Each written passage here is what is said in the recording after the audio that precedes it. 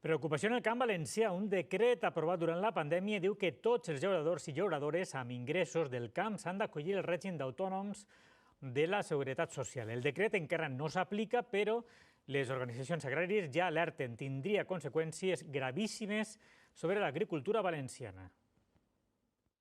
Jo soc afectat directament perquè jo tinc la meva activitat professional, però al mateix temps la xicoteta explotació que mon pare em va deixar. I segons el nou decret, si Manolo vol rebre els mínims ingressos que genera la Rosar Heretat, s'haurà de fer autònom, vora 250 euros de quota mensual. És més que els ingressos. Si jo tinc que pagar 3.000 euros a l'any d'autònom, mos toca ficar diners de la butxaca. Fins ara només s'havien d'acollir al règim d'autònoms llauradors i llauradores que obtingueren dels camps més del 50% dels seus ingressos.